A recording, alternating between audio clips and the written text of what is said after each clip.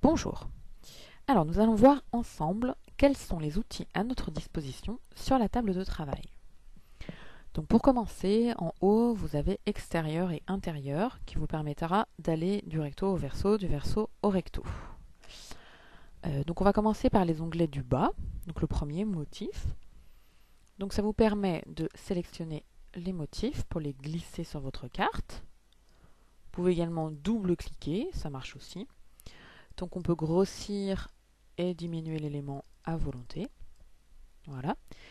Et lorsque vous avez des motifs noirs, comme celui-ci, et qu'il devient grisé sur votre carte, ça veut dire que lorsque vous le sélectionnez, vous pouvez choisir une couleur à gauche. Voilà. Simplement en cliquant. Vous pouvez également pivoter l'élément à gauche ou à droite. En cliquant sur revenir à zéro, vous aurez le motif de nouveau tel que vous l'avez mis sur votre carte. Et vous pouvez aussi inverser, voilà, par une symétrie horizontale ou verticale. La grille juste au-dessus vous permettra de caler vos éléments, voilà, les uns par rapport aux autres et de les aligner. Alors, pour plus de précision, il y a également position de l'élément qui se trouve ici, qui vous permet, hop, en cliquant sur les petites flèches, de bouger l'élément de pixel en pixel. Donc ça permet également, par exemple ici, 178. Voilà, vous le calez à 175. Et vous avez la possibilité ici de mettre 175. Donc là, vos éléments seront parfaitement alignés. Ensuite, donc, à droite, vous avez les éléments. Donc si on prend l'ours, là par exemple, il est derrière l'arbre. Si vous avez envie de le faire passer devant, il suffit de cliquer sur la petite flèche et il passe au premier plan.